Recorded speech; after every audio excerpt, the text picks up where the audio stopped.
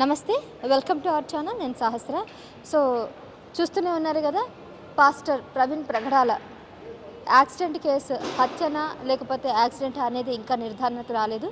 అయితే గత 2 రోజుల నుంచి ఆయన కేసు గురించి చాలా అంటే చాలా రచ్చ జరుగుతుంది. ముఖ్యంగా 144 సెక్షన్ రాజమండ్రిలో జరిగింది. హైదరాబాద్లో కూడా తన పార్థిక దేవాన్ని ఇప్పుడే తీసుకెళ్ళడం జరిగింది. ప్రస్తుతం మనం అదే చర్చిలో ఉన్నాము.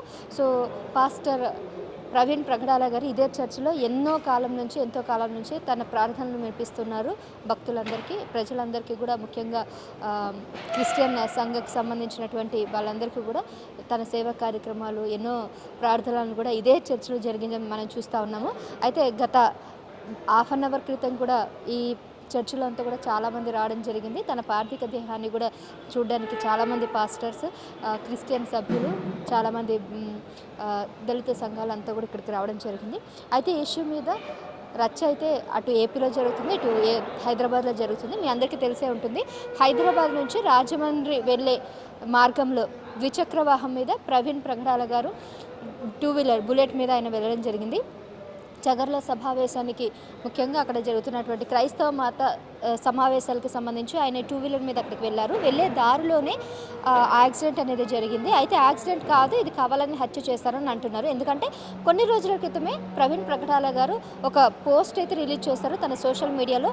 నా మీద హత్యాచారం జరిగే అవకాశం ఉంది, నన్ను చంపడానికి ప్రయత్నిస్తున్నారు కొంతమంది అని ఒక పోస్ట్ రిలీజ్ చేశారు. ఆయన చేసిన కొద్ది రోజుల్లోనే ఇప్పుడు ఇలా జరగడం అనేది అందరికీ అనుమానంగా ఉంది. అటు మృతదేహానికి సంబంధించి ఇంకా కూడా పోస్ట్మార్టం రిపోర్ట్ ఇంకా రాలేదు. పోస్ట్మార్టం రిపోర్ట్ కోసం అటు లాయర్లు కానీ వాళ్ళు కానీ అక్కడ కూడా ఎదురు చూస్తూ ఉన్నారు. రాజమండ్రి ప్రభుత్వ ఆసుపత్రిలో ఆయనకి సంబంధించిన పోస్ట్మార్టం కూడా జరిగింది కానీ దానికి సంబంధించిన రిపోర్ట్ అయితే ఇంకా రావాల్సి ఉంది. దీనికి అటు ఏపీ నుంచి ఇటు తెలంగాణ నుంచి కూడా పోలీసులంతా కూడా భారీ బందోబస్తు ఏర్పాటు చేశారు. ఏపీలో 144 సెక్షన్ రాజమండ్రిలో ఏర్పాటు చేశారు. ప్రస్తుతం హైదరాబాద్లో కూడా 144 సెక్షన్ అయితే ఏర్పాటు చేశారు. తన పార్థిక దేహాన్ని ఇప్పుడే తరలించడం జరిగింది. ఇక్కడ చాలామంది వాళ్ళంతా కూడా వచ్చారు. మరి దీనికి సంబంధించి ఇంకా పూర్తి వివరాలు మనం తెలుసుకుందాం. ప్రస్తుతం మనతో పాటు కొంతమంది పాస్టర్స్ ఉన్నారు. ఈ బాపిస్ట్ సెంచురీ బాపిస్ట్ చర్చిలో సికింద్రాబాద్లో ఉన్నాం ప్రస్తుతం. సో ఇక్కడ ఉన్నటువంటి తన స్నేహితులు కానీ తన కో పాస్టర్స్ అంతా కూడా ఉన్నారు. వారితో మాట్లాడదాం. అసలు ఏం చెప్తున్నారు, ఏంటి, అసలు ఎందుకు ఇతన్ని హత్య చేశారా లేకపోతే నిజంగానే అది యాక్సిడెంటా, అసలు విషయాలన్నీ కూడా మనం తెలుసుకునే ప్రయత్నం అయితే చేద్దాం. నాతో రండి. నమస్తే, welcome to our channel. So ప్రస్తుతం మనతో పాటు ఉన్నారు పాస్టర్ గ్లోరీ అన్న. So pastor Praveen Pragadala issue ఏదైతే నడుస్తుందో దాని గురించి చర్చనీయాంశంగా మారింది తెలుగు 2 రాష్ట్రాల్లో. మరి దీని గురించి పూర్తి వివరాలు మాట్లాడదాం. సార్ చెప్పండి. నమస్కారం. ముందుగా ఎట్లా అంటే ఇప్పుడు ఈయన యాక్సిడెంట్ ఏదైతే ఉందో అది యాక్సిడెంట్ అని కాదు, హత్య అనేది అంత కాన్ఫిడెంట్గా ఖచ్చితంగా ఎలా చెప్పగలుగుతున్నారు? సో ఇక్కడ చూడండి, అక్కడ సీసీ ఫుటేజ్లో మనం చూస్తే ఇండికేటర్ వేసుకొని వస్తున్నారు.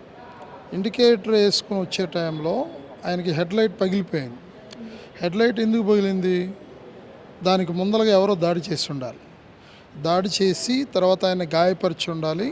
ఆయన అక్కడ ప్రతిఘటించి అక్కడ నుండి తప్పించుకొని రావడం జరిగింది. మధ్యలో ఇంకేదన్నా మత్తు పానీయాలు ఏమన్నా అతనికి తాపిచ్చారా బలవంతాన అనేటువంటిది అనుమానం. అక్కడి నుంచి వచ్చిన తర్వాత మళ్ళీ ఆ టోల్ ప్లాజా దాటి కొంచెం ముందరకు వచ్చిన తర్వాత వెనకమాల ఏదో వెహికల్ గుద్దినట్లుగా మనకు అక్కడ అర్థమవుతుంది. తర్వాత కొంతమంది మాటుగాండ్రు అక్కడ ఉన్నట్లుగా అర్థమవుతుంది. ఆ తర్వాత నా హతమార్చి ఆ వెహికల్ని అతని మీద పెట్టినట్లుగా ఇంత క్లియర్ కట్గా మనకి ఇది హత్య అనేటువంటిది క్లియర్ కట్గా అర్థమవుతుంది. ఇంకా దీన్ని యాక్సిడెంట్గా ప్రూఫ్ చేస్తారంటే చట్టాలు ఎలా ఉన్నాయంటే ఇప్పుడు చట్టాలు ఎవరికి అనుకూలంగా వాళ్ళు మార్చుకుంటున్నారు. యాక్సిడెంటల్గా అంటే ఈ యాక్సిడెంట్, దానికి ఏముంది, జనరల్గా జైలుకి వెళ్తారు, వస్తారు, ఆ తర్వాత యాక్సిడెంటల్గా జరిగిందని కేసు కొట్టేస్తారు, కథం అయిపోయింది అక్కడ. కానీ అక్కడ ప్రీ ప్లానింగ్ మర్డర్ అనమాట అది. దీనికి ఆధారాలు ప్రవీణ్ గారు ఫేస్బుక్ తన ఎఫ్బి ద్వారా ఎన్నో నాకు థ్రెట్ ఉంది, ఇలాగ ఉంది అని చెప్పేసి అనేక సందర్భాల్లో ఆయన మాట్లాడిన సందర్భాలు ఉన్నాయి. ఒక విషయం ఆయన రీసెంట్గా కూడా సోషల్ మీడియా పోస్ట్లో ఒకటి అయితే పెట్టారు. నన్ను చంపడానికి ప్రయత్నిస్తున్నారు, నా మీద థ్రెట్ ఉంది అన్నట్టు కూడా పెట్టారు. అంటే బెదిరింపు కాళ్ళు వచ్చాయని అంటారా? ఖచ్చితంగా ట్రేస్ చేయాలి. ఇటు తెలంగాణ గవర్నమెంటు, అటు ఆంధ్రప్రదేశ్ గవర్నమెంట్ కూడా ఆయన ఫోన్ అంతా కూడా ట్యాపింగ్ చేయాలి. ఎందుకంటే ఆయన వివిఐపి అంటే 2 రాష్ట్రాలకు సంబంధించినటువంటి అభిమానులు సంపాదించుకున్న వ్యక్తి. కొన్ని లక్షల మంది, వేల మంది కాదు. మీ మీడియా వాళ్ళందరూ ఏం చెప్తారంటే వేల మంది, వందల మంది అని అంటున్నారు. వేల మంది, వందల మంది కాదు, అశేషమైన జనాభా, కోట్ల మందికి ఆయనకి ఆయన ఇచ్చినటువంటి స్పీచ్లు కానీ, అటు హైందవులకు కానీ, ఇటు ముస్లిమ్స్ కానీ, ఇటు క్రైస్తవులు కానీ ఆయన అభిమానించేటువంటి వారు లక్షల్లో, కోట్ల మంది ప్రజలు ఉన్నారు. ఇది వాస్తవం. సార్, ఇప్పుడు ఆయన ఒక విఐపి, అలాగే ప్రముఖ పాస్టర్ కాబట్టి 2 వీలర్ మీద ఎందుకు హైదరాబాద్ నుంచి రాజమహేంద్రవరంకి వెళ్ళాల్సిన సందర్భం వచ్చింది? అయితే ఒక సేఫ్టీ ప్రికాషన్స్ ఆయన అంటే ఆలోచించాల్సింది కదా. అయితే విషయం ఏంటంటే ఆయన యేసు ప్రభు మాకు నేర్పించింది ఏంటంటే సాధారణంగా బ్రతకటం నేర్పించాడు. సామాన్యులు ఎలా ఉంటారో అలాగే ఆయన ప్రతిసారి ఆయన స్పీచ్లో మీరు వినే ఉంటారు. నేను 20 సంవత్సరాలుగా నేను ఎరిగినటువంటి వ్యక్తిని, ఆయన తెలిసిన వ్యక్తిని నేను. అయితే ఆయన ఇచ్చే స్పీచ్లో కూడా సాధారణమైన నవ్వుతూ అందరినీ సామరస్యంగా పలకరించేటువంటి వ్యక్తి. సాధారణంగా ఉండాలని, ఆయనకి కారులు ఇవ్వని అంటలేదు, ఆయనకు డబ్బు తక్కువ అని అంటలేదు. సాధారణంగా ఆయన జర్నీ చేయటం ఆయనకు అలవాటు. సో అది ఈ ప్రజలందరూ నా వాళ్ళు, నాకెవరు హాని చేస్తారు, నన్ను అభిమానించే వాళ్ళు ఉంటారు కదా అన్న భావనతో ఆయన ట్రావెల్ చేయాల్సినటువంటి పరిస్థితి వచ్చిందే కానీ ఆయన ముందుగా జరిగేటువంటి దాన్ని ఆయనకి తెలిస్తే జాగ్రత్త పడేవాడేమో మేబీ. అయితే ఇప్పుడు మీ అనుమానం ప్రకారం ఎవరు హత్య చేసి ఉంటారని మీరు అనుకుంటున్నారు? సో అది అనుమానాలు అని నేను చెప్పాలంటే అనేక విధాలుగా ఉన్నాయి. కానీ దాన్ని ఛేదించాల్సినటువంటి బాధ్యత ఎవరిదంటారు? ప్రభుత్వాలది కదా. అటు ఆంధ్రప్రదేశ్ ప్రభుత్వం ఛేదించాలి, ఇటు తెలంగాణ ప్రభుత్వం కూడా ఛేదించాల్సిన అవసరం ఉంది. అది కూడా మేమేం చెప్తే ఇంకేం లాభం చెప్పండి. అది వాళ్ళు తెలుసుకొని దోషులకి కఠినమైన శిక్ష విధించాలి. అంతేకాకుండా ఆ కుటుంబానికి న్యాయం చేయాలి. అది మేము కోరుకుంటున్నాం. మరలా ఇలాంటిది రిపీట్ కాకూడదు, మరి ఇంకెవరి మీద కూడా ఇలాంటి దారుణం అఘాత్యం జరగకూడదని మేము కోరుకుంటున్నాం అండి. అది అంటే పాస్టర్ గారికి, అది ప్రవీణ ప్రగడాల గారికి శత్రువులు ఉన్నారు అని మీకు ఎప్పుడు తెలిసింది? అంటే ఆయన ఇచ్చేటువంటి బోధనల్లో ఇప్పుడు రాజకీయ నాయకులైనా, లేదంటే మత సంబంధమైనటువంటి కార్యాలు చేసేవాళ్ళైనా, లేకపోతే ఏదన్నా బిజినెస్ చేసేటువంటి వాళ్ళైనా శత్రువులు ఉండరు అనడానికి లేదండి. శత్రువులు ఖచ్చితంగా ఉంటారు, ప్రతి దాంట్లో శత్రువులు ఉంటారు.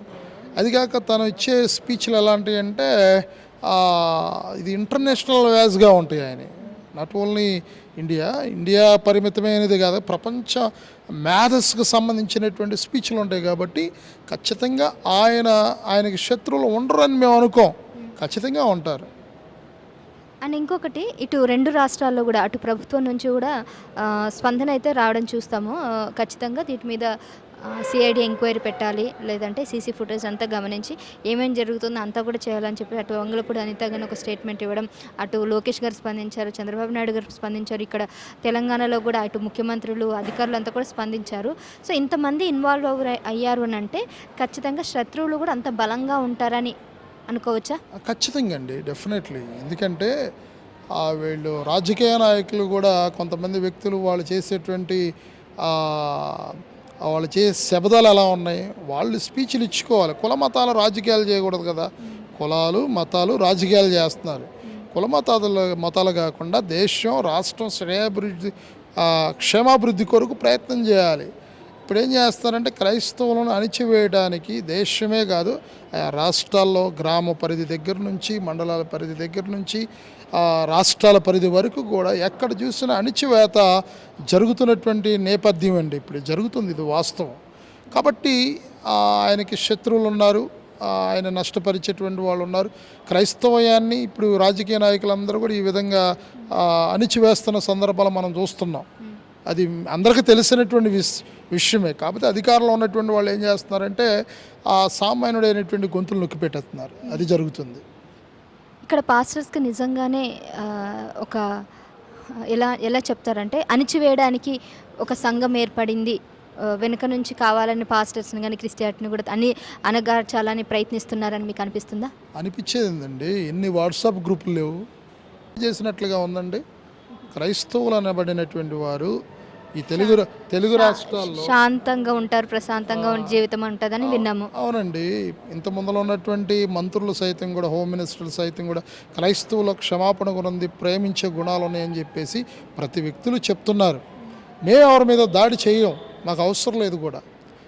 ఒకవేళ దాడి చేస్తే కూడా కొన్ని సందర్భాల్లో మేము సహించిన సందర్భాలు ఉన్నాయి. యేసుప్రభు మాకు చెప్పింది ఏంటంటే, ఒక చెంప మీద కొడితే రెండో చెంప చూపించమని చెప్పాడు. అది గాంధీజీ గారు కూడా అదే యేసుప్రభు చెప్పిన సూక్తిని తీసుకొచ్చాడు భారతదేశానికి, అదే వదిలేడు. దేశానికి స్వతంత్రం వచ్చింది ఆయన చెప్పినటువంటి ఆ విషయాలను బట్టి. కానీ ఆయనకు చెప్పక మునుపు యేసుప్రభు ముందలగానే చెప్పాడు. అయితే మేము ఎవరిని దాడి చేయమండి, దాడి చేస్తున్నారు ఎందుకని ప్రశ్నించడం కూడా తప్పు అయిపోయింది. అదే పూర్వంలో జరిగినటువంటి అంబేద్కర్ గారు ఉన్నటువంటి దినాల్లో, అంతమందిలో ఉన్నటువంటి కొన్ని వందల సంవత్సరాల క్రితం జరిగినటువంటి ఆ దాడి కానీ ఇప్పుడు కూడా మేము తీసుకోవాల్సి వస్తుంది. అప్పుడు అణిచివేతకు గురయ్యాం, ఇప్పుడు అణిచివేతకు గురి అవుతున్నాం, ప్రాణాలు కోల్పోవాల్సిన పరిస్థితి ఎదురవుతుందండి. సో దీన్ని ఈ కేసు చూసిన తర్వాత మీకు ఫైనల్ డిమాండ్స్ ఏంటి, మీరు ఏం కోరుకుంటున్నారు? ఏం లేదండి, దోషుల్ని శిక్షించాలి, కఠినంగా శిక్షించాలి. ఒక చట్టాన్ని ప్రత్యేకంగా ఇది సిద్ధపరచాలి. ఇంతమందిలా దిశ అనేటువంటి ఒక చట్టం పెట్టారు, ఒక అమ్మాయిని పాడు చేసినందుకు. సో అలాగా ఈ మతపరమైనటువంటి వ్యక్తుల్ని సంహరిస్తున్నందుకు, చంపుతున్నందుకు ఒక చట్టం అనేది, కొత్త చట్టం అనేది రావాలి. సెంట్రల్లో రావాలి, స్టేట్లో రావాలి. అది కఠినంగా ఉన్నప్పుడు అప్పుడు ప్రజలు కూడా భయపడతారు ఏదైనా చేయటానికి. ఇదండి మేము కోరుకున్నటువంటి డిమాండ్. ఆ కుటుంబానికి న్యాయం జరగాలి. ప్రభుత్వం నుండి నష్టపరిహారం కూడా, ఆ కుటుంబం ఎంతో నష్టాన్ని కోల్పోయినటువంటి ఇద్దరు పిల్లలు ఉన్నారు, ఆడపిల్లలు, వాళ్ళు ఎంతో దయనీయంగా బ్రతుకుతున్నటువంటి వారికి కూడా న్యాయం జరిగించాలని మేము కోరుకున్నామండి. ఇంతకు మించి మేమేం ఆశించట్లేదు. దోషులను పట్టుకోవాలి, శిక్షించాలి, మరలా ఇలా జరగకుండా చేయాలనేటువంటిది మా యొక్క ప్రగాఢమైనటువంటి మా యొక్క వాదన. Right sir, thank you sir. So pastor Gloria, right sir, thank you. Pastor Gloria అన్న గారు చెప్పినట్టు కూడా వాళ్ళ ప్రధాన డిమాండ్ ఏంటంటే, ఆ కుటుంబానికి ఖచ్చితంగా ప్రభుత్వం ఆదుకోవాలి, కఠినంగా ఎవరైతే దోషులు ఉన్నారో వాళ్ళకి మాత్రం శిక్ష పడాలి. అదే మాకు ముఖ్యమైనటువంటి ప్రస్తుతమైనటువంటి డిమాండ్. అలాగే చట్టాన్ని కూడా అలాగే ఇలాంటి ఇష్యూస్ రాకుండా, ఇలాంటి హత్యలు జరగకుండా, ఇలాంటి కేసులు మరోసారి పునరావృతం కాకుండా చట్టాన్ని కూడా తీసుకురావాలనేది వీళ్ళ తరపు నుంచి పాస్టర్స్ అందరికీ కోరుకున్నటువంటి ఒక ప్రస్తుతమైనటువంటి demand. Right sir, thank you sir. As a మీరు ఒక వైసీపీ స్పోక్ పర్సన్గా ఉన్నారు కాబట్టి, ప్రభుత్వ అధికారి అని చెప్పను కానీ ప్రభుత్వంలో కూడా మీరు పనిచేస్తున్నారు కాబట్టి మీరు చెప్పండి సార్. అంటే గత ప్రభుత్వం నుంచి కూడా ఇలాంటి ఆగడాలు జరుగుతున్నాయా, లేకపోతే ఈ ప్రభుత్వం వచ్చినాకనే ఇలా జరుగుతున్నాయా?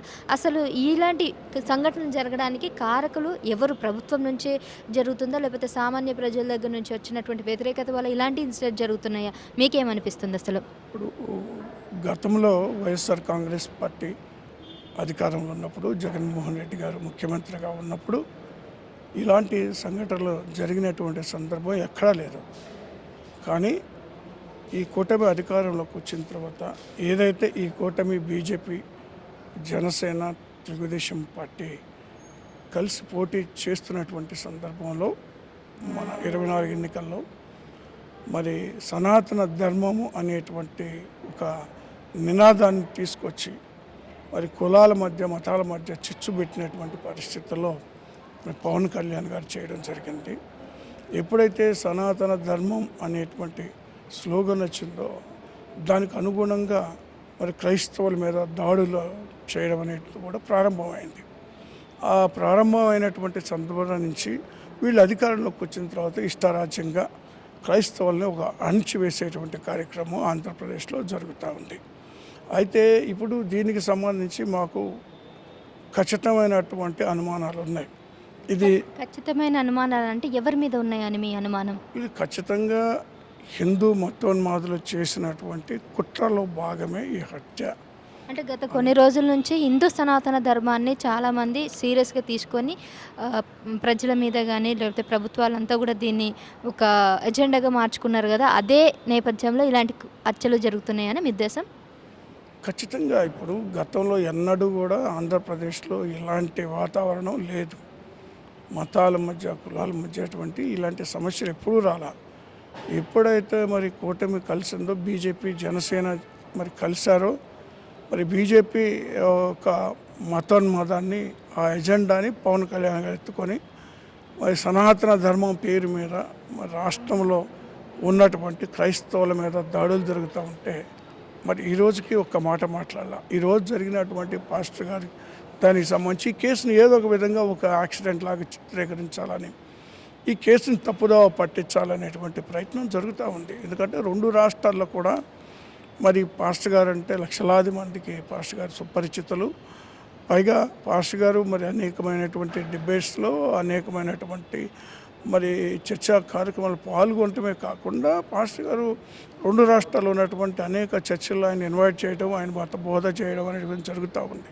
పాస్టర్ గారు ఒకటే, క్రిస్టియానిటీ అనేటువంటిది ఒక మార్గం, అది ఒక మంచి మార్గం అనేటువంటి ఆలోచనతోనే దాన్ని ఒక మతంలాగా దాని మీద దాడి చేయాలన్నటువంటి దుర్బుద్ధితో ఈరోజు ఈ యొక్క మతాన్మాదులు చేసినటువంటి దాడి అది.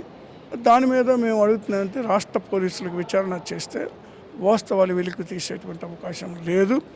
దాని మీద సిబిఐ ఎంక్వైరీ చేయాలని వైఎస్ఆర్ కాంగ్రెస్ పార్టీ కోరుతూ ఉంది. అంటే పోలీసుల మీద కూడా మీకు నమ్మకం లేదంటారా? ఆంధ్రప్రదేశ్ పోలీసులు చూస్తే మరి ఈరోజు కాకి చొక్కాలు వదిలేసి పచ్చ చొక్కాలు వేసుకొని విధులు నిర్వహిస్తున్నటువంటి పరిస్థితులు చూస్తున్నాం. అనేక సందర్భాల్లో అక్రమ కేసులు పెట్టే సందర్భంలో కానీ, మరి దాడులు, మరి పోలీసులు దగ్గరుండే దాడులు చేయించడం కానివ్వండి, మరి పోలీసులు మరి ఏదైతే అధికారంలో లేనటువంటి పార్టీల మీద దాడులు జరిగిన కేసులు పెట్టినా కూడా కేసులు తీసుకోకుండా, అధికారం ఉన్నటువంటి వాళ్ళు ఎలాంటి కేసు పెట్టినా కూడా దాన్ని ఇమ్మీడియట్గా ఎఫ్ఐఆర్ చేయడం, చర్యలు తీసుకోవడం, మరి అక్రమ కేసుల్లో అనేక మంది అరెస్ట్ చేస్తున్నటువంటి సందర్భంలో ఇది కూడా ఒక అందులో భాగంగానే మేము భావిస్తున్నాం. కాబట్టి పోలీసుల మీద మాకు నమ్మకం లేదు ఆంధ్రప్రదేశ్లో. అంటే ఇప్పుడు ఈ ఇష్యూ మీద కూడా, ఈ సంఘటన ఎప్పుడైతే జరిగిందో అటు ప్రభుత్వం నుంచి చంద్రబాబు నాయుడు గారు, అలాగే లోకేష్ గారు, వంగలపూడి వనిత వీళ్ళంతా కూడా స్పందించారు. వీటి మీద సీరియస్ యాక్షన్ తీసుకోవాలి, ఎవరైతే ఈ అక్రమానికి పాల్పడ్డారో వాళ్ళకి కఠినమైన శిక్షలు కూడా పడతాయని చెప్పేసి పబ్లిక్ ఒక స్టేట్మెంట్ ఇచ్చారు కదా, మరి వాళ్ళు ఎందుకు స్పందించారంటారు? ఇప్పుడు స్టేట్మెంట్లకే పరిమితం వాళ్ళం. ఇది ఒక స్టంట్, ఇది ఆ కుట్రలో ఇదొక భాగం. వాళ్ళు నిజాయితీ కలిగిన వాళ్ళు అయితే ఇప్పుడు 3 రోజులైంది. ఈ ఇన్సిడెంట్ ఎక్కడ జరిగింది, ఎందుకు జరిగింది, ఎవరు చేశారు, ఎలా జరిగింది అనే దాని మీద ఇప్పటికీ క్లారిటీ లేదు. ఈ కేసు విషయంలో పూర్తి స్థాయిలో ఏదో ఒక విధంగా దీన్ని తప్పుదోవ పట్టించేటువంటి ప్రయత్నాలే చేస్తూ ఉన్నారు. కాబట్టి వాళ్ళకి ఎవిడెన్స్లు అనేటువంటిది మరి కేసు తప్పించేటువంటి ప్రయత్నంలో భాగంగా ఎవిడెన్స్లు అనేటువంటిది వాళ్ళు క్రియేట్ చేసుకుంటున్నారు. కానీ వాస్తవంగా ఏం జరిగింది అనేటువంటిది మాత్రం ఇప్పటికీ బయటికి రాలేదు. అది బయటికి రావాల్సినటువంటి అవసరం ఉంది. క్రైస్తవ సమాజానికి ఈ కూటమి ప్రభుత్వం సమాధానం చెప్పాలి. అలా చేయకపోతే ఒక ఉద్యమం రూపం దాలుస్తుంది. వైఎస్ఆర్ కాంగ్రెస్ పార్టీ కూడా వాళ్ళకి మద్దతు ఇస్తుంది, బాధితుల పక్షాన నిలబడుతుంది అనేటువంటిది నేను చెప్పదలుచుకున్నాను. అండ్ ఇంకొకటి, ఇప్పుడు ఈ హత్య ఏదైతే జరిగిందో అని అంటున్నారు, ఈ హత్య వెనకాల, ఈ కుట్ర వెనకాల నిజంగానే ఒక పెద్ద అధికారులు కానీ, ప్రభుత్వ అధికారులు లేదంటే బడా నాయకులు ఎవరైనా ఉంటారని మీ అనుమానమా? ఇప్పుడు ఏదైతే సనాతన ధర్మము అనేటువంటి నినాదం పవన్ కళ్యాణ్ గారు ఎత్తుకున్నారో వాళ్ళందరి యొక్క మద్దతుతోనే ఈరోజు ఈ మతోన్మాదులు చేస్తున్నటువంటి మారణ హోమం, వాళ్ళు ఇచ్చినటువంటి ఆ ఓతంతోనే, వాళ్ళు ఇచ్చినటువంటి సపోర్ట్తోనే వీళ్ళందరూ రెచ్చిపోతూ ఉన్నారు. సార్, పవన్ కళ్యాణ్ భార్య కూడా ఒక క్రిస్టియనే కదా సార్, అలా జరుగుంటుందని అనుకోవచ్చు అంటారా? అంటే పవన్ కళ్యాణ్ భార్య అంటే మరి ఎన్నో భార్య క్రిస్టియన్, మరి మూడో భార్య, ఇప్పుడు మూడో భార్య ఎవరైతే ఉన్నారో రష్యన్ అయితే అయి ఉండొచ్చు. ఆమె క్రిస్టియన్ అయినంత మాత్రాన ఈయన సనాతన ధర్మం అని ఎందుకు దేశం మీద తిరుగుతున్నాడు? ఈయన చర్చికి వస్తాడు, గుడికి వెళ్తాడు. చర్చికి వచ్చినప్పుడు నేను క్రైస్తవ మతాన్ని తీసుకున్నాను, నేను బాప్టిజం తీసుకున్నాను, నేను బైబుల్ చదువుతాను, నా భార్య క్రిస్టియన్, నా బిడ్డలు క్రైస్తవ మతం పుచ్చుకున్నారని చెప్తాడు. టెంపుల్ మరి వేరే దాంట్లోకి వెళ్ళినప్పుడు వేరే విధంగా మాట్లాడతారు. అంటే ఒక మాట మీద ఉండరు వాళ్ళు. ఏంటంటే రాజకీయ ప్రయోజనాల కొరకు ఎన్నైనా మాట్లాడతారు. సో ఇది కేవలం ఏంటంటే ఇది పొలిటికల్ స్టంట్. ఆయన మాట్లాడే ప్రతి మాట కూడా మరి అంత నిబద్ధత కలిగినటువంటి లేదా క్రిస్టియన్ ఆ నమ్మకం ఉన్నటువంటి వ్యక్తి మరి ఈ విషయం మీద ఎందుకు మరి 3 రోజులు అయింది కదా జరిగి ఇప్పటికి ఎందుకు వాస్తవాలు బయటికి రాలా? ఏదో ఒక మసిపూసి మారేడికాయ చేసేటువంటి ప్రయత్నం జరుగుతుంది తప్పితే వాస్తవాలు ఇంతవరకు వెలికి తీలా. అందుకే మేము సిబిఐ ఎంక్వైరీ వేస్తే కానీ ఈ వాస్తవాలు బయటికి రావని మేము కోరుతూ ఉన్నాం. ఇంతమంది పాస్టర్లు ఉన్నప్పుడు కేవలం ప్రవీణ్ ప్రగడాల మీద ఎందుకు వాళ్ళంతా కూడా అంత సీరియస్గా ఇతన్ని చంపాల్సిన పరిస్థితి ఏర్పడింది? ఇతని మీద ఎందుకు కన్నుబడింది అంటారు? ఇప్పుడు ఆయన నిక్కచ్చ అయినటువంటి వ్యక్తి, వాస్తవాలు ఉన్నట్టుగా మాట్లాడేటువంటి వ్యక్తి, ఆయన ఏ విషయం కూడా దాచుకునే వ్యక్తి కాదు లేదా భయపడే వ్యక్తి కాదు. ఆయనకు ప్రాణహాని ఉందని ఆయనే అనేక సందర్భాల్లో చెప్పిన సందర్భం కూడా మేము చూపిన్నాం. కాబట్టి ఆయనకు ఒక థ్రెట్ ఉంది అనేటువంటి మాట వాస్తవం. అదే ఆయనకి ఎలా తెలిసిందంటారు ఆయనకు ఒక థ్రెట్ ఉందనేసి? ఎందుకంటే ఈ మతోన్మాదులు ఆయన్ని ఆల్రెడీ అనేక సందర్భాల్లో వార్నింగ్లు ఇవ్వడం, మెసేజ్లు పెట్టడం ద్వారా కానీ సోషల్ మీడియాలో రావడం కానీ ఆయన అంతం చేస్తామనేటువంటి మాట మాట్లాడటం కానీ అనేక సందర్భాల్లో జరిగినాయి. కాబట్టి ఆయనకు ఆ అనుమానం అనేటువంటిది ఉంది. దానివల్ల ఈరోజు అందరం కూడా అనుమానించాల్సిన పరిస్థితులు కూడా ఏర్పడ్డాయి. కాబట్టి ఎవరైతే మరి ఈయన ఒక పాపులర్ అయినటువంటి వ్యక్తి, ఒక పాస్టర్గా 2 రాష్ట్రాల్లో కూడా సుపరిచితులు, మరి అలాంటి వ్యక్తి మీద మరి వాళ్ళు దాడి చేయాలనో లేకపోతే మరొకటి కాకుండా ఉంటే ఇలాంటి సంఘటన వచ్చేది కాదు కదా అని అంటున్నారండి. అంటే ఇప్పుడు చెయ్యాలి అనుకున్న వాళ్ళు ఎలా వెళ్ళినా చేస్తారు. బైక్ మీద వెళ్ళినా చేస్తారు, కార్లు వెళ్ళినా చేస్తారు, ఎలా వెళ్ళినా చేస్తారు. చేసి ఇప్పుడు ఆ యొక్క ఆలోచనతో ఉన్నటువంటి వాళ్ళకి మరొక మార్గంలో చూసుకుంటారు. బైక్ అయితే ఒక మార్గం, కారు అయితే ఒక మార్గం, బస్సు అయితే ఒక మార్గం, ఇంకొక మార్గం ఉంటారు. రకరకాలుగా వాళ్ళు మొత్తానికైతే ఆయన అంతం చేయాలనేటువంటి ఒక కుట్ర జరిగినప్పుడు అది ఏ విధంగానే అమలు పరుస్తారు. కాబట్టి ఏదో బైక్ వల్ల ఏదో జరిగిందని అనుకోవడానికి ఏం లేదు. ఇంతకీ పోస్ట్ మార్టం రిపోర్టంలో ఏమని వెల్లడించారంటారు? పోస్ట్ మార్టం రిపోర్ట్ను కూడా మేము నమ్మడం లేదు. పోస్ట్ మార్టం రిపోర్ట్ ఇచ్చేది స్టేట్ గవర్నమెంట్లో ఉన్నటువంటి డాక్టర్స్. ఆ ప్రభుత్వం ఏది చెప్తారో ప్రభుత్వం చెప్పినట్టుగానే ఆ రిపోర్ట్ వస్తుంది. అంతకుమించి వ్యతిరేకం ఉంటుంది. ఎందుకంటే ప్రభుత్వం ఈరోజు ఒకవేళ వాస్తవాలు ఇచ్చి వ్యతిరేకంగా ఇస్తే ప్రభుత్వం అలా ఇస్తే ప్రభుత్వం అబాస్పాలవుతుంది అనేటువంటి ఆలోచన ప్రభుత్వానికి ఉంది. కాబట్టి దీన్ని కూడా అవసరమైతే వాళ్ళు మేనేజ్ చేసేటువంటి అవకాశం వాళ్ళ చేతుల్లో ఉన్నది. కాబట్టి వ్యతిరేకంగా రిపోర్ట్ వచ్చే అవకాశం లేదు. సార్ ఫైనల్గా మీరేం కోరుకుంటున్నారు? అసలు ఈ ఇన్సిడెంట్ జరిగిన తర్వాత, ఇంత పెద్ద యాక్సిడెంట్ అయిన తర్వాత, సరే ఇది యాక్సిడెంట్ కాదు హత్యనే అని అంటున్నారు కాబట్టి, సో ఈ హత్య తర్వాత ఎలా ఉండాలి, ఎలా కావాలని మీ తరపు నుంచి మీరు ఎలా కోరుకుంటున్నారు? అంటే ఇప్పుడు ఈ క్రైస్తవ సమాజానికి రక్షణ కల్పించాల్సినటువంటి బాధ్యత ఆంధ్రప్రదేశ్లో కూటమి ప్రభుత్వంపై ఉంది. వాళ్ళు రక్షణ కల్పించాలి. పర్టికులర్గా ఈ పాస్టర్ ప్రవీణ్ గారు చూస్తే ఈయన అసలు అన్ని కులాలు, అన్ని మతాలు కూడా ఈయన ఇష్టపడతాయి. అలాంటి వ్యక్తి ఈయన కాంట్రవర్సీలకు వెళ్ళేటువంటి వ్యక్తి కాదు, కేవలం దేవుని సేవ చేసుకున్నటువంటి వ్యక్తి. అలాంటి వ్యక్తిని వాళ్ళు మరి ఆ విధంగా చేయడం అనేటువంటిది అది క్షమించరానిది. అయితే మేము మాత్రం ఒకటే కోరుకుంటున్నాం, వాస్తవాలు వెలికి తీయాలా. సిబిఐ ఎంక్వైరీ చేస్తే కానీ వాస్తవాలు రావు. స్టేట్ గవర్నమెంట్ చేసేటువంటి ఏ దర్యాప్తు కూడా వాస్తవాలు వచ్చేటువంటి అవకాశం లేదు. అలా మరి వాళ్ళు సరైన రీతిలో దర్యాప్తు చేయకుండా వాస్తవాలు వెలికి తీయకుంటే ఇది ఒక ఉద్యమ రూపంలో దాలుస్తాం.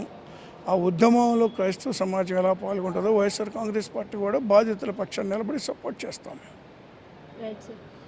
సో సార్ చెప్పినట్టుగా రాజశేఖర్ సార్ చెప్పినట్టుగా ప్రభుత్వం దీనికి ఖచ్చితంగా బాధ్యత అయితే వహించాలి. కూటమి ప్రభుత్వం వచ్చిన తర్వాత ఇలాంటి ఆగడాలు, అక్రమాలు, ఇలాంటి సంఘటనలు అయితే ఎక్కువ అవుతున్నాయని కూడా వీళ్ళు ఆరోపిస్తున్నటువంటి ఆవేదన. మరి దీని గురించి ప్రభుత్వం ఖచ్చితంగా ఆలోచించి చర్యలు తీసుకోవాలి. ఇలాంటివి మరోసారి పునరావృతం కాకుండా కూడా బాధ్యత వహించాలి. దీని అంతటికి కూడా కూటమి ప్రభుత్వమే ముఖ్యంగా కారణమని కూడా వీళ్ళు చెప్తున్నటువంటి మాట. మరి చూద్దాం దీని గురించి ఇంకా ప్రభుత్వం ఎలాంటి నిర్ణయాలు తీసుకుంటుంది ఏంటనేది కూడా వేచి చూడాలి. Over to studio. Thank you so much. Right sir, thank you. Right అమ్మా, thank pastor Praveen Pragadala case గురించి మనం మాట్లాడుకుంటున్నాం కదా. మరి దీని గురించి పూర్తిగా తెలుసుకునే ప్రయత్నంలోనే ప్రస్తుతం మనతో పాటు ఉన్నారు విల్సన్ ఎజ్రా గారు. సో ఇప్పుడు మనం ఎక్కడ ఉన్నామనంటే సెంచురీ బాప్టిస్ట్ చర్చ్ సికింద్రాబాద్ దగ్గరలో ఉన్నటువంటి చర్చ్లో ఉన్నాము. ఈ చర్చ్ అసిస్టెంట్ ట్రెజరీ అయినటువంటి విల్సన్ ఎజ్రా గారు మనతో పాటు ఉన్నారు. సార్ని అడుగుదాం. నమస్తే సార్. నమస్తే మేడం. సార్, విన్నారు కదండి, ఒక పాస్టర్కి ఇలాంటి సంఘటన జరగడం, ఇలాంటి చావు రావడం అనేది ఎటు అంటే మానవ సంఘాలు ఎవరు కూడా దీన్ని తట్టుకోలేకపోతున్నారు. అందులో ముఖ్యంగా క్రైస్తవకు సంబంధించినటువంటి ఎవరైతే ఉన్నారో వీళ్ళంతా కూడా 2 రోజుల నుంచి కూడా నిరసన కార్యక్రమాలు, చాలా ఆందోళన, చాలా అంటే చాలా బాధతో వాళ్ళ బాధను కూడా ప్రొటెస్ట్ చేస్తూ చూపిస్తూ ఉన్నారు. సో ఎలా అనిపిస్తుంది మీరు చూస్తూనే ఉన్నారు కదా, ఈ సంఘటన చూసిన తర్వాత మీకేమనిపిస్తుంది?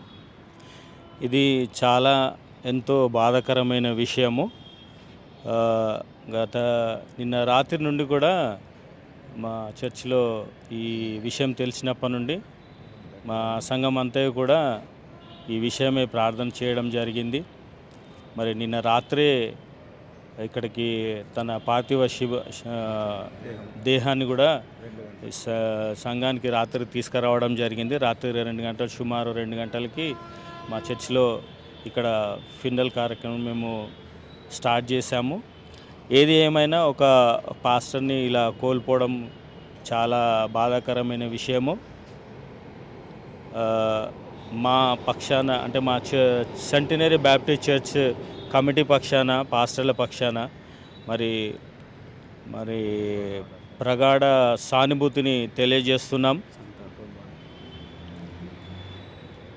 పగడాల ప్రవీణ్ గారు ఆయన చేసిన సేవలను గుర్తిస్తూ మా సంఘ పక్షాన తన కుటుంబానికి, తన కుటుంబ సభ్యులందరికీ కూడా మేము ప్రగాఢ సానుభూతిని తెలియజేస్తున్నాము. Right sir. అండ్ ఇంకొక విషయం ఏంటంటే, ఇప్పుడు ఈ ఇన్సిడెంట్ ఏదైతే జరిగిందో రాజమండ్రిలో జరిగింది. రాజమండ్రికి వెళ్ళే దారిలో తన బుల్లెట్ వాహనం తన మీద పడి మొహం మీద హెల్మెట్ పెట్టుకున్నా కూడా మొహం మీద గాయాలయ్యాయి, రాడుతో కొట్టారు అన్నట్టు అక్కడ స్థానికులందరూ చెప్తున్నారు. సో మీకు అనిపిస్తుందా ఇది నిజంగానే ఒక హత్య అని మీకు అనిపించిందా? అది హత్య అని చెప్తున్నారు. ఏది ఏమైనా ఇంకా మనకు మొత్తము క్లారిటీగా ఏది రాలేదు. పోస్ట్మార్టం రిపోర్ట్ కూడా ఇంకా రాలేదు. గవర్నమెంట్ ఇంకా పోస్ట్మార్టం రిపోర్ట్ ఇవ్వాలని ఇంకా రాలేదు. కాబట్టి మనము రిపోర్ట్ రాకముందుకే ఏది చెప్పడం అనేది మనము సమంజసం కాదు. మాకు తెలిసిన సమాచారం ప్రకారము ఇది హత్య అని అంటున్నారు. కానీ అది ఎలా జరిగింది, ఎవరు చేశారనేది ఇంకా క్లారిటీ రావాల్సి ఉంది. పాస్టర్స్ అందరూ కానీ లేదంటే చర్చికి సంబంధించిన అధికారులందరూ కూడా ఈ సంఘటనని ఏ విధంగా ముందుకు తీసుకెళ్లాలనుకుంటున్నారు? అంటే ఇప్పుడు అయిపోయింది, ఏదో అయిపోయింది, కానీ నెక్స్ట్ టైం ఎటువంటి సంఘటనలు మీ వాళ్ళ వరకు రాకూడదని మీరు అనుకుంటారు కదా. సో దానికి మీరు ఏం చేస్తారు? ఆల్రెడీ ఇప్పుడు మీ ఒక ఇన్సిడెంట్ అయితే చర్చ్ పాస్టర్ గారికి జరిగింది. ఇలాంటి ఘటన మళ్ళీ ఇంకే పాస్టర్ కానీ ఎటువంటి క్రైస్తవ మతంలో ఉన్నటువంటి వాళ్ళకి కానీ ఇలాంటి సంఘటన జరగకుండా మీరు ఎటువంటి చర్యలు చేపడుతున్నారు? ఒక యాజ్ ఎ ట్రెజరీగా ఉన్న మీరు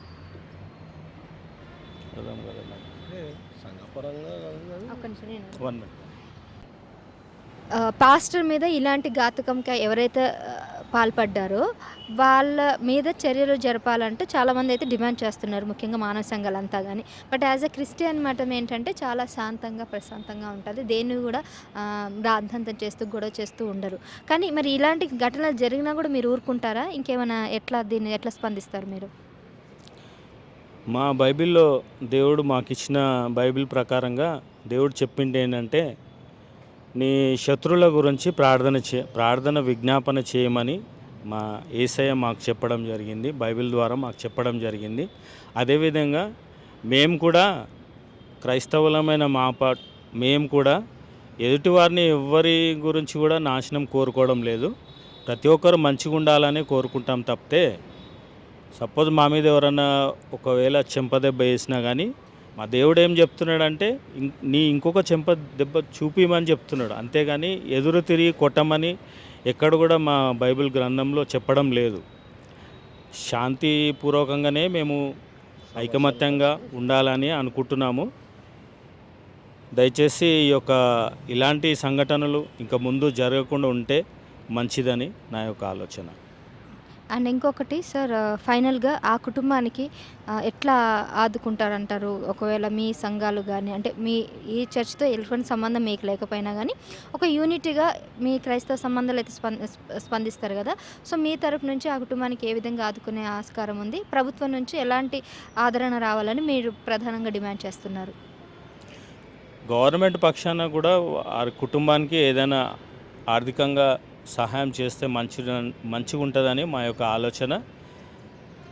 అదే మా సెంటినరీ బ్యాప్టిస్ట్ చర్చ్ పక్షాన మా కమిటీ అంతయు, మా సంఘం అంతయు ఆ కుటుంబం గురించి మేము ఎల్లప్పుడూ వారికి మంచిగా ఉండాలని ప్రార్థన విజ్ఞాపనలు చేస్తున్నాం.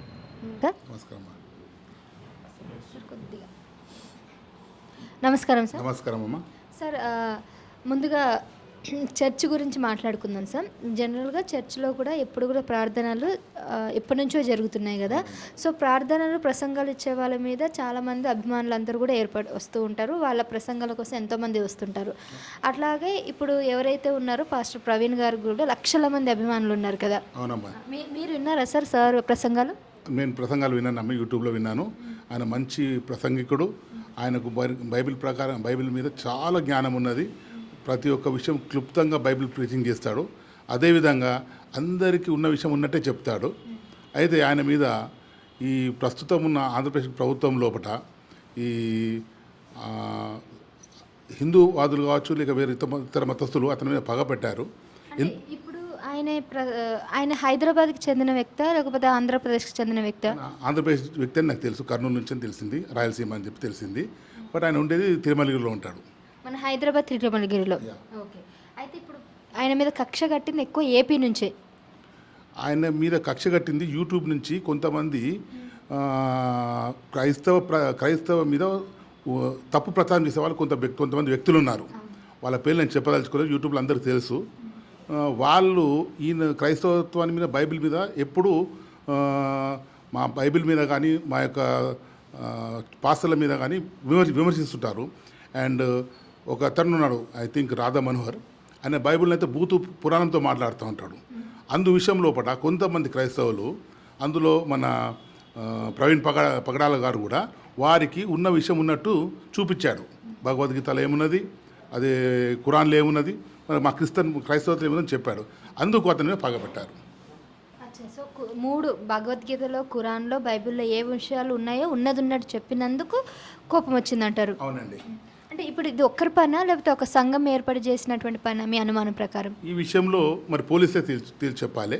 మాకైతే ఇప్పటికీ అది యాక్సిడెంట్ కాదని మాకు అనుమానం ఉన్నది. అది ఖచ్చితంగా అది ఒక మర్డర్.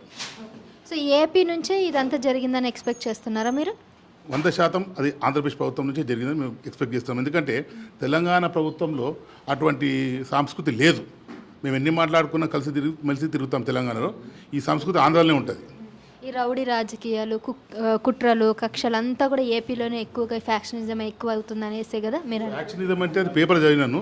ప్రస్తుతం అయితే కొంతమంది యూట్యూబర్లు అతని మీద పగబట్టారు. వాళ్ళ ద్వారా మరి ఎటు పోయిందో పోలీసు దర్యాప్తు తేలాలి మాకు. యూట్యూబర్స్ నుంచి ఇదంతా జరిగింది. యూట్యూబర్స్ ఎవరైతే మా క్రైస్తవ బైబిల్ని, మా పరిశుద్ధ గ్రంథాన్ని వ్యతిరేకించి మాట్లాడినారో వాళ్లకు ఈయన ధీటైన సమాధానం ఇచ్చాడు ప్రవీణ్ పగడాల గారు.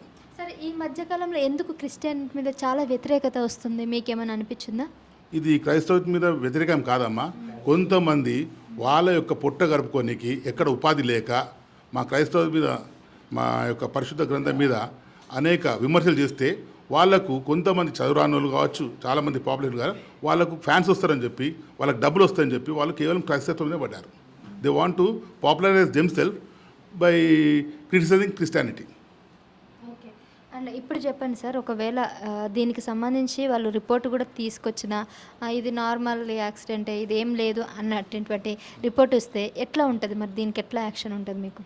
మా పాసెస్ మా బైబిల్ ప్రకారంగా మేము క్షమిస్తాం. మీరు ఎక్కువ ఎవరి మీద కక్షలు పట్టారు? మేము రక్షపడ్డము, మేము ప్రతి ఒక్క విషయము దేవునికి అప్పగిస్తాము. ఈ యొక్క మరణం కూడా మేము దేవుని చిత్తమే అనుకుంటాం. ఎందుకంటే ఆయన ఆపాలనుకుంటే ఖచ్చితంగా ఆపుతాడు. అది దేవుని చిత్తం కాబట్టి మేము క్రైస్తవ సమాజం ఖచ్చితంగా మేము క్షమిస్తాము. అయినప్పటికీ కూడా న్యాయ పోరాటంలో మాకు సత్యం తెలియాలి, అది మర్డరా లేదా యాక్సిడెంటా. ఈ సత్యం తెలవడానికి మీ న్యాయ పోరాటం శాంతంగా ఉంటుందా లేకపోతే ఉద్రేకతతో కూడుకున్న? శాంతియుతంగా ఉంటుందమ్మా, శాంతియుతంగా ఉంటుంది మా పోరాటం. అంతకన్నా మరి ముఖ్యంగా మేము మా క్రైస్తవుల మొత్తం ప్రార్థనతోటి మేము మా యొక్క న్యాయం తెలుసుకుంటాం.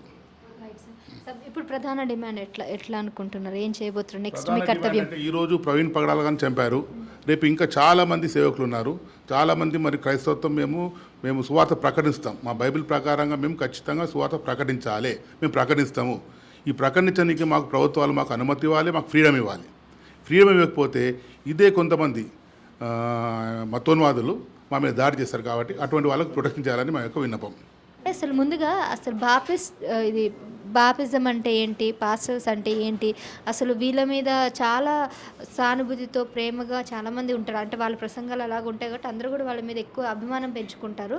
కానీ ఇలా కూడా జరుగుతుందా అనేసి మొట్టమొదటిసారిగా ఈ ఇన్సిడెంట్ తర్వాత తెలిసింది. మీరు చెప్పండి, అసలు పాస్టర్స్ ఎలా ఉంటారు, అసలు బాపిజం అంటే ఏంటి, కొద్దిగా మాకు చెప్తారా? For us pastors are servants of God. Okay, వాళ్ళ లైఫ్ వచ్చేసి ఫుల్ ఆఫ్ సాక్రిఫైసెస్. ఓకే, మా దాంట్లో చదువుకున్న వాళ్ళు ఉన్నారు, పెద్ద పెద్ద జాబ్స్ చేసి యూఎస్లో ఉండి యూకేలో ఉండి అన్నీ సాక్రిఫైస్ చేసుకొని బికాస్ ఆఫ్ గాడ్స్ కాలింగ్, నేను మినిస్ట్రీ చేయాలి, దేవుని యందు నేను నడవాలి, 10 మంది నడిపించాలి, ఆ ప్రేమను పంచాలని చెప్పి it's life of sacrifice. You know వాళ్ళకి జాబ్లో వదిలేసి వాళ్ళ ఫ్యామిలీని వదిలేసి ఊళ్ళల్లో పడి they have to go to different remote villages. ఇప్పుడు ప్రవీణ్ పగడాలో చూసారు ఎగ్జాంపుల్, అంత స్టేటస్ ఉండి కూడా బైక్ పట్టుకొని అంత మారుమూల గ్రామాలకు వెళ్ళి నేను దేవుని సువార్త చెప్పాలి, దేవుని ప్రేమను పంచాలని తాపత్రయం. వాళ్ళిద్దరు పిల్లలు ఆడపిల్లలను వదిలేసి వాళ్ళ ఫ్యామిలీ ఒంటరి వదిలేసి బైక్ మీద తిరుగుతున్నాడంటే you can imagine how life is for them. ఇప్పుడు కూడా మీరు చూసినట్లయితే రాయిట్స్ అంటున్నారు. ఇప్పుడు చాలామంది ఆర్ రెబలింగ్ అగేన్స్ట్ పోలీస్ యంత్రాంగం పైన కానివ్వండి, క్రిస్టియన్ లీడర్స్ ఎందుకు అంటున్నానంటే ఇప్పుడు మీరు ఈ కేసు చూస్తే it's a clear case of murder అంటున్నారు. ఎందుకంటే ఇప్పుడు కొవ్వూరు టోల్ గేట్ దగ్గర చూస్తే ఆడి is in a very weak position. Okay, and నా హెడ్లైట్ పగిలిపోయింది, లైట్ పని చేయట్లేదు. ఆఫ్టర్ 12 minutes తన బాడీ దొరకడము, మార్నింగ్ 9:30 వరకు అది ఆచూకీ తెలకపోవడము, 10 మంది తెలకపోవడము, మళ్ళీ ఆ బాడీ కూడా అనుమానాస్పద స్టేట్ ఉండడము, ఇవన్నీ మాకు ఈ డౌట్స్ క్రియేట్ చేస్తున్నాయి అనమాట. ఈవెన్ పోస్ట్ మార్టం రిపోర్ట్ కూడా వీ హీన్ waiting for the post mortem report. Night వరకు వస్తాం అనుకున్నాం, రాలేదు. They're saying will give it in 3 days 4 days. And చాలామంది ఏం చెప్తున్నారంటే they're manipulating it. Why they are telling to making very delay, అంటే కావాలని ఎవరైనా ఇలా వెనక ఉండే నడిపిస్తున్నారని మీ అనుమానమా? అంటే అనుమానం ఏం కాదండి, we're not trying to blame anyone. ఒక సిస్టమ్ని బ్లేమ్ చేయట్లేదు. We respect what the government is doing, what the police are doing, what the doctors are doing. మా ఆవేదన ఏంటంటే అక్కడ ఆ యాక్సిడెంట్ లేదు. ఓకే, 10 feet నుంచి కింద పడిపోయినంత మాత్రాన it's not a case of accident. Okay, ఆయన చూస్తే లిప్స్ పగిలిపోయి ఉన్నాయి, హెల్మెట్ వేసుకునే వెనక తల మీద గట్టి గాయాలు ఉన్నాయి. అండ్ చూసిన వాళ్ళు ఏం చెప్తున్నారంటే తన వీపు పైన రాడ్తో కొట్టిన మరకలు ఉన్నాయి, అండ్ చెస్ట్ పైన షూస్తో తొక్కిన మార్క్స్ ఉన్నాయి. ఆయన పక్కనే his sunglasses were folded and kept neatly, ఆయన మీద బైక్ పడేసి ఉంది. ఇవన్నీ అనుమానాస్పదంగా ఉన్నాయండి. ఓకే, అండ్ రీసెంట్ కేసెస్లో కూడా they been attacks. Okay, we're not blaming any religious group as such. ఎందుకంటే అండి సాఫ్ట్ టార్గెట్స్ అయిపోయారు. Not only us there been targets on different groups as well. కానీ ఏంటంటే people are politicizing it. Political కావచ్చు, ఒక వర్గానికి చెందిన వాళ్ళు కావచ్చు, they trying to defame their religion or they trying to defame another thing. And అంటే మాకు ఇచ్చిన ద గ్రేటెస్ట్ కమాండ్మెంట్ ఏంటంటే love your neighbour as your self. Okay, ఇప్పుడు కూడా చూసినట్టయితే ప్రవీణ్ అన్న వాళ్ళ వైఫ్ అదే చెప్పింది, మాకు క్షమించే గుణము ప్రవీణ్ గారు ఉన్నా క్షమిస్తారు. ఓకే, అది మేము నేర్చుకుంది. మేము ఇక్కడ గొడవల జనకి లేదు, మేము ఒకటే మాకు న్యాయం కావాలి. ఓకే, ఇంతకుముందు కూడా పాస్టర్స్ మీద they have been cases like this, అంటే అటాక్ చేశారు అయినాయి. మేము ఎప్పుడు రెబెల్ చేయలేదు. ఇప్పుడు ప్రవీణ్ అన్న మీద కూడా since 3 months he has been posting on Facebook as well saying that నాకు థ్రెట్ ఉంది, నన్ను చంపేస్తారు. ఇప్పుడు జెసికాకు కూడా వాళ్ళ వైఫ్ కూడా షీఈస్ బీయింగ్ సేయింగ్ దట్ నాకు థ్రెట్స్ ఉన్నాయి, నా పాపని చంపేస్తున్నారు. సో ఇట్స్ ఇద్దరు పాపలు కదండి, చిన్న పాపలేనా? ఇద్దరు చిన్న పాపలే. ఇమాజిన్ ఇద్దరు ఆడపిల్లలు, నేను చంపేస్తాము, ఆ థ్రెట్ ఉండి వాళ్ళ వైఫ్ ఇంట్లో ఆవేదన పడుతూ తను బైక్ మీద తిరుగుతున్న సేవ్ చేసుకుంటూ హీ హాస్ గాన్ త్రూ హెల్ అండి. Okay, it has become open issue. అంటే ఫేస్బుక్లో కూడా చెప్తున్నాడు, అంటే నన్ను చంపేస్తారు, నాకు థ్రెట్స్ ఉన్నాయి, నా ఫ్యామిలీకి థ్రెట్స్ ఉన్నాయి. So this has to be address అండి. This should be the full stop. Okay, Praveen అన్న case shouldn't be repeated with others as well. Okay, మేము కోరుకునేది ఒకటే, మా ప్రొటెక్షన్ కావాలి. మేము ఎవరిని నొప్పి పెట్టట్లేదు. We're trying to take the gospel, the దేవుని ప్రేమ ముందుకు తీసుకెళ్తున్నాం. మేము ఎవరిని దూషించట్లేదు. ఇప్పుడు ప్రవీణ్ కూడా he never insulted any religions అండి. ఓకే, ఎవరైతే క్రిటిసైజ్ చేశారో వాళ్ళకి ఆన్సర్ చెప్పాడు అంతే. He never sat and spoke ill words. ఇప్పుడు I have to respect Shafi అన్న sorry, he is to debate with Shafi అన్న రాజమండ్రికి వెళ్ళారు. He was there. అంటే ప్రగడాల గారు వెళ్ళినప్పుడు షఫీ అన్న గారు కూడా ఉన్నారు అక్కడ, రాజమండ్రి ఉండే కదా. If you have seen the interview as well, Shafi అన్న వాజ్ దేర్. ఆ సమావేశాలకి ప్రవీణ్ గారు వెళ్ళుతున్నారని విన్నాను, నిజమేనా? యా, అంటే they to have healthy debates అండి. వి రెస్పెక్ట్ షఫీ అన్న. చెప్తున్నాం, we respect every religion. Okay, Shafi అన్న అండ్ షఫీ అన్న నైట్ మేము అంతటి నుంచి ఇక్కడే ఉన్నాం. షఫీ అన్న was there until the body was going. Shafi అన్న was here. That's the kind of love we have అండి. Even though they're in a debate situation, Shafi అన్న కానివ్వండి, ప్రవీణ్ అన్న కానివ్వండి, they very cordial relationship. So ఫెయితే personal relationship. We believe in humanitarian grounds. So అదండి మేము believe చేసేది అదే. ఇప్పుడు కూడా జస్టిస్ ఎందుకుంటున్నారంటే attack should be the full stop for any religion as such. Attacks అన్న జరగవద్దు. Okay, we are all our brothers and sisters. Okay, so we should have that humanitarian grounds. Ever faith వాళ్ళకి గొప్పది అనిపిస్తుంది. Okay, we defend our faith, they defend our faith, every one has their own faith. అట్లా అని చెప్పి you cannot attack people. Okay, you cannot go and rebel against another people. That's what we believe in. We believe in love. So మీరు అన్నట్టు కూడా you are going like very smooth and dealing everything is with love and affection తప్ప ఎప్పుడు కూడా ఎవరి చెడు గురించి, and in case even they are like enemies అయినా కూడా చాలా క్షమించేసిన సందర్భాలు ఉన్నాయి తప్ప ఎవరి మీద అటాక్ చేసిన సందర్భాలు అయితే ఇప్పటివరకు అయితే లేవు. Even I have seen that no Christian has against to anybody. Yes, right. That is the greatest commandment given person. యేసుప్రభుని కూడా సిలువేసినప్పుడు and it was part of God's plan. చాలామంది ఏమనుకుంటే యేసుప్రభు వచ్చి ఒక మనిషి వచ్చి సిలువేసి అట్లా కాదు. ఆ ప్రాఫెసీ 2000 years బ్యాకే దేవుడు ఇచ్చిన ప్రాఫెసీ ఫుల్ఫిల్ చేసి he came as a flesh. Okay, ఆయన రాత్రి ఒక వర్జిన్లో పుట్టలేదు. తను ఏంటంటే 2000 years బ్యాక్ ఇచ్చిన ప్రాఫెసీ పక్కన పుట్టాడు. And they said god will come as flesh, god will die for all this sins and he will rise on the third day for the mankind for salvation. That's what we believe. So 2000 years నుంచి ఏదైతే prophecies ఉన్నాయో అది యేసు ప్రభునందు నెరవేరింది. అంటే సిల్వెస్టర్ పోయిట్స్ part of God's plan. The first word he spoke అండి, ప్లీజ్ ఫర్గివ్ ఎవ్రీ వన్ అన్న. తలుచుకుంటే పర్లోకం దింపగలుగుతాడు, ఏంజల్స్ దింపగలుగుతాడు. Okay, he'd not do that. God said forgive them because they don't know what they doing. So forgiveness అనేది that's the first thing God taught us. ఇంకా దేవుడు ఏంటంటే ఒక చెంప దెబ్బ కొడితే ఇంకో చెంప చూపిమాడు దేవుడు. That's what we believe. ఇప్పుడు మేము శాంతియుతంగానే చేస్తున్నాం. వీఆర్ ప్రాబ్లీ ఇద్దరు ముగ్గురు వచ్చి they might talk in different sense కానీ, బట్ దట్స్ నాట్ క్రిస్టియానిటీ అండి. True Christianity stands in loving each other, solving in a very non violent way and forgiving each other. So that's what you believe అండి. ఇప్పటికీ అదే అంటాం.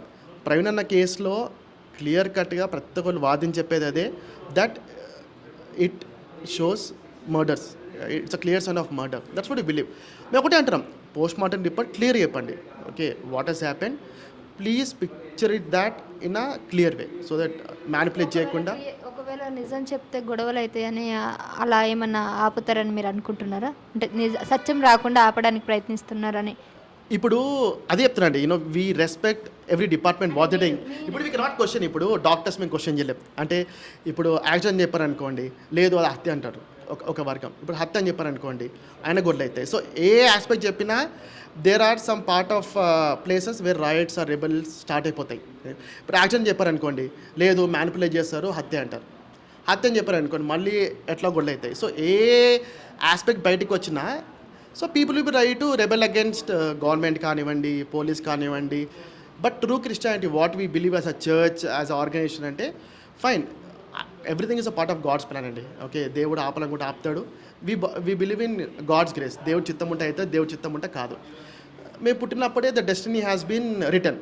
So probably దేవుడు అట్లా వాడుకున్నాడేమో, if it's accident. Okay, ఒక వెలుగు నుంచాడు క్రిస్టియానిటీకి, he was a voice of Christianity, అద్భుతమైన సేవ చేస్తాడు. ప్రాబ్లం టైం అంతేమో, is a light house for us. అతను చూసి 10 మంది 1,00,000 మంది వస్తారు. ఒకళ్ళ హత్య అంటే it's a very sad state. ఎందుకంటే this should be full stop. ఇట్లాంటి ప్రవీణకైన ఇన్సిడెంట్స్ మనకి కావద్దు. అది ఇప్పుడు జస్టిస్ కూడా that's what trying to say. Yeah, final ఒకటి నెక్స్ట్ టైం రిపీట్ కాకుండా ఉంటే చాలా అనేది మీరు కోరుకుంటుంది అదొకటే. అంతే. See we are a very peaceful religion అండి. Okay, we expect the same. Okay, ఇప్పుడు we are not here for debates. ఇప్పుడు డిబేట్స్ చేసే వాళ్ళు అదంటే కాదండి. ఇప్పుడు ఎవరైతే క్రిటిసైజ్ చేసే వాళ్ళు వాళ్ళకి is to SIT and give answers. Bible ఉందే చెప్పాడు, భగవద్గీత ఉందే చెప్పారు, ఖురాన్ ఉందే చెప్పారు. దట్స్ వై ఇప్పుడు చూసి షెఫెన్నా కూడా he respected him a lot. ఎందుకంటే he was speaking what is in his religious book, ప్రైనన్ was speaking what was in this. Okay, everyone trying to defend their faith. But when it comes to personal relationship and humanitarian grounds, everyone are equal in the eyes of God. అది మేము believe చేస్తాం. Faith పక్కన పెట్టండి, మనుషులు ఇవ్వండి, ఈ attacks ఆపేయండి. This is what you wanted to say. అండి. అండ్ సార్, మీరు చాలా ఏళ్ళ నుంచి I think 40 years, it's been 40 years మీకు చర్చ్తో అనుసంధానం ఉంది కాబట్టి, సో చాలామందిని చూసే ఉంటారు. ఈ 4-5 ఏళ్లలో ఇలాంటి సంఘటనలు ఎప్పుడైనా జరిగాయా? బహుశా ఎప్పుడు జరగలేదు. అంటే వేరే స్టేట్స్లో జరిగినాయి, అస్సాంలో, ఛత్తీస్గఢ్లో, మణిపూర్లో, కానీ ఇంత పెద్ద ఎత్తున తెలంగాణ రాష్ట్రంలో ఇదే జరగడం. ఇంత ఎత్తున అంటే ఇంక ఇదే ఇంత పాపులర్ వ్యక్తిని ఒక పాపం ఆయన చేసింది కూడా ఏం లేదు. Is to SIT in debates with Muslims and Christians and with Hindus. వాళ్ళ భావజాలాలు ఏమున్నాయో, వాళ్ళ గ్రంథాలలో ఏమున్నదో అదే చెప్పిండు. దాంతో కొంచెం పగ పెంచుకోవడం, మతోన్మాదులు. I'm not blaming Hindus or Muslims or anyone. మతోన్మాదులు ప్రతి ఒక్క మతంలో ఉంటారు. మతంలో ఉన్న ఉన్మాదులు వాళ్ళ చర్య అని పెట్టుకున్నాం అంతే. So anyhow Monday postmortem report వస్తుంది కాబట్టి it will be clear on that day. అంటే సార్, ఇప్పుడు ఆయన చేసిన ఒకే ఒక తప్పు ఏంటంటే ఒక డిబేట్లో పాల్గొనడము. He is to defend Christianity. So when you are defending your faith you have to offend the another religion. మనం వేరే రిలీజన్ అందులో ఉన్న తప్పులు తీయవలసి వస్తుంది కాబట్టి సో అది వాళ్ళకి ఇబ్బంది కలగవచ్చు. ఇలాంటి డిబేట్లో ఈవెన్ ముస్లిమ్స్ పార్టిసిపేట్ చేస్తున్నారు, హిందూస్ పార్టిసిపేట్ చేస్తున్నారు. వాళ్ళకి జరగనటువంటిది మీకే ఎందుకు జరిగింది అంటే మొదటి అనుభవం అతనికి ఫస్ట్ స్టార్ట్ అయిందేమో ఇది. అంటే అంతకుముందు కూడా నాకు థ్రెట్ ఉందని he's been posting lot of messages తన సోషల్ మీడియాలో. సో దాన్ని బట్టేనే ఎందుకు తను జాగ్రత్త పడలేదు, లేకపోతే మీ కమిటీకి సభ్యులు కానీ, అంటే మీ ఈ చర్చ్ అనే కాదు, తనకు దగ్గరలో ఉన్న వాళ్ళంతా కూడా ఎందుకు సపోర్ట్ ఇవ్వలేదు? సపోర్ట్ అని ఏం లేదు. అంటే కార్లో వెళ్తే, 4-wheeler వెళ్తే ఐడెంటిఫై అవుతాడని 2-wheelerలో వెళ్ళొచ్చు. అంటే అదేం ఫస్ట్ టైం మేము కాదు, ఆయన చాలాసార్లు 2-wheeler మీదనే వెళ్ళేవాడు ఆంధ్రాకు, Rajahmundry, east and west Godavari డిస్ట్రిక్ట్స్కి. అంటే కార్లో వెళ్తే గుర్తుపడతారనా అని ఐడెంటిఫై అవుతుండొచ్చు అని ఆయన 2-wheeler ఎక్కువ ప్రిఫర్ చేసి ఉండొచ్చు. 2-wheelerలో వెళ్ళినా కూడా ఐడెంటిఫై అవుతారు కదా. అది ఇక ఇట్స్ బ్యాడ్ లక్, అది అంతా ఏం చేయలేము. అది అంటే మా టీవీలో మీడియాలో వచ్చేది ఒక 1 part ఆఫ్ ద ఇదే చూపెడుతున్నారు, సీసీ కెమెరా. అది హెడ్ లైట్ పలికిపోవడం, ఇండికేటర్తోనే ఆయన హీస్ డ్రైవింగ్. అదొకటి. ఒక్కరే వెళ్ళారండి, వెనకాల ఎవరైనా కూర్చున్నారు? ఒక్కరు వెళ్ళారు. మా మిగతా సీసీటీవీలు అవి బయటకు వచ్చినప్పుడు then we can. It's too early, మనం జస్టిఫై చేయలేము కదా ఇప్పుడే. కానీ హీ వాజ్ కిల్డ్ అనేది మాత్రం క్లియర్ అర్థమవుతుంది. He was killed by with whom అని మీరు మాటలండి అంతే. ఎవరు అనేది తెలియదు. Not our duty to find out, it's police duty కదా, వాళ్ళది కదా. అంటే ఏపీలోనే ఇలాంటి వాళ్ళు ఉంటారు, ఏపీ నుంచే ఇది జరిగిందని కొంతమంది అంటున్నారు. అండ్ ఇక్కడ కొంతమంది పేర్లు కూడా, అంటే యూట్యూబర్స్ రాధా మనోహర్ గారు కానీ, ఇంకా కొంతమంది ఆర్ఎస్ఎస్ వాళ్ళు, లేదా హిందూ సనాతన ధర్మాన్ని కాపాడుతున్న వాళ్ళంతా కూడా దీని మీద పగబట్టారు అని అంటున్నారు. సో వీళ్ళంతా కుమ్మక్కై చేసి ఉంటారని అనుకోవచ్చా? అందరు కుమ్మకాయని చెప్పలేము మనము. కొందరికైతే ఇబ్బందికరంగా ఉండే ఆయన మాటల ద్వారా. మాటలు అంటే ఆయన బైబిల్ బోధించిండు, మరి బైబిల్ నచ్చని వాళ్ళు, క్రైస్తవత్వం నచ్చని వాళ్ళు చేసి ఉంటారని అనుకోవడం. So it will be too early for me to tell about that. Monday postmortem report వస్తుంది, everything will be clear on that. Telangana ప్రభుత్వం దీని మీద ఏమైనా చర్యలు తీసుకుంటుందని మీరు అనుకుంటున్నారు? ఎందుకంటే ఇది ఏపీలో జరిగింది కదా. అవును, అయితే ఇంతకుముందు మైనంపల్లి హనుమంతరావు గారు కూడా వచ్చారు. ఆయన కూడా సీఎం దృష్టికి తీసుకెళ్ళి ఆ గవర్నమెంట్ మీద కొంచెం ప్రెషర్ వేసి ఆ ఎంక్వైరీ తరోగా అయ్యేటట్టు చేద్దామని చెప్పారు. ఇప్పుడు ఈరోజు అంత్యక్రియలకి ఎవరెవరు వచ్చారు ఇక్కడ, అంటే పెద్దవాళ్ళు ఎవరు? బ్రదర్ అనిల్ కుమార్ అన్న వచ్చారు, మైనంపల్లి హనుమంతరావు గారు వచ్చారు, మైనారిటీ చైర్మన్ దీపక్ గారు వచ్చారు, దీపక్ జాన్ గారు వచ్చారు, ఇంకా చాలామంది వచ్చారు. ప్రభుత్వం నుంచి ఎవరైనా మీకు అంటే ఏమైనా కాల్స్ కానీ ఏమైనా స్పందన వచ్చిందంటారా? ఇంకేం రాలేదు. మా కాంగ్రెస్ పార్టీ నుంచి అయితే మైనంపల్లి హనుమంతరావు గారు వచ్చారు. ఆయన వచ్చి మాట్లాడారు, హామీ ఇచ్చి వెళ్ళాడు. అప్పుడు షఫీ గారు కూడా రావడం మాట్లాడడం జరిగింది కదా. నేను అప్పుడు లేకుండా, ఐ వాజ్ నాట్ దేర్. ఆయన ఎలా రియాక్ట్ అవుతారు? అంటే జనరల్గా they used to go for debates కదా. డెఫినెట్లీ తను చాలా పాజిటివ్గా ఉంటారు. ఆయన మాత్రం ఖండించడం జరిగింది, ఎందుకంటే ఒకే కమ్యూనిటీ కాబట్టి. He is Muslim. Sorry repeat. Is Muslim. ముస్లిమ్స్తోని ఈయన డిబేట్ చేసేవాడు కదా, హిందూస్తోని ముస్లిమ్స్తోని అట్లా. సో ఆయన మాత్రం ఈ విషయాన్ని అయితే ఖండించారు. కానీ వీళ్ళు ఇట్లా చేస్తుంటారని అయితే అనుకోవట్లేదా? ఇంకా అది ఇట్స్ టూ ఎర్లీ, అది చెప్పలేము మనం ఎప్పుడు. అంటే ఎంక్వైరీ చేస్తున్నామని చెప్పారు కదా రాజమండ్రి ఎస్పీ గారు, అది ఏదైనా బయటకు వచ్చిన తర్వాత తెలుస్తుంది. సార్, ఇప్పుడు ఈ చర్చలో ఎప్పుడైనా ప్రవీణ్ గారు ప్రసంగాలు ఇవ్వడం జరిగిందంటారా? వచ్చి వెళ్ళి 2-3 టైమ్స్ వచ్చి ఉంటారు, కానీ ఎప్పుడైతే ఏం మెసేజెస్ అయితే ఏమి ఇవ్వలేదు. జనరల్గా అంటే ఎట్లా ఉంటుంది సార్ ఇది, ప్రసంగాలు ఇచ్చేవాళ్ళు కానీ? మా చర్చ్కి పాస్టర్స్ ఉంటారు, సపరేట్ పాస్టర్స్ ఉంటారు, చర్చ్ పాస్టర్స్, వాళ్ళే ఇస్తారు. ఎప్పుడైనా గెస్ట్ స్పీకర్స్ని పిలుచుకుంటాం అంతే. బయట నుంచి ఎవరైనా వచ్చి మాట్లాడుతుంటారు అంతే. కానీ పగబట్టి ఇట్లాంటి ఘాతుకానికి పాల్పడడానికి ఎప్పుడు ఎవరి మీద జరగదు, ఎప్పుడు జరగలేదు. ఇట్స్ ఆల్ అబౌట్ ఇంకా సోషల్ మీడియా రావడం వల్ల ఎక్కువైందని అనుకోవచ్చా? అంతే. సో జాన్సన్ గారు చెప్పినట్టుగా ఇదంతా సోషల్ మీడియా ఎఫెక్ట్ కూడా అనుకోవచ్చు. సో సోషల్ మీడియాలో తన ప్రసంగాల వల్ల చాలామంది ప్రభావితం చేశారు చాలామందిని. దానివల్ల లక్షల మంది అతనికి అభిమానులు వచ్చారు. సో ఆయన చేసిందంతా ఒకటి డిబేట్స్లో పాల్గొనడం. సో ఎంతమంది అభిమానులు సంపాదించుకున్నారో అంతేమందిని శత్రువును కూడా ఆయనే కూడగట్టుకున్నారు. అందువల్ల అతని మీద కక్ష కట్టి ఇలాంటి ఒక సంఘటన జరగడానికి కారణమైంది అని కూడా ఈ సంఘటన వల్ల మనకు తెలుస్తుంది. కానీ పూర్తి వివరాలు తెలియాలంటే మండే రావాలి. మండే రోజు పోస్ట్ మార్టం రిపోర్ట్ వచ్చిన తర్వాతే అసలు విషయాలన్నీ బయటకు వస్తే అప్పుడు దోషులు ఎవరు ఏంటి అనేది కూడా మనకు తెలియడం జరుగుతుంది. Thank you sir.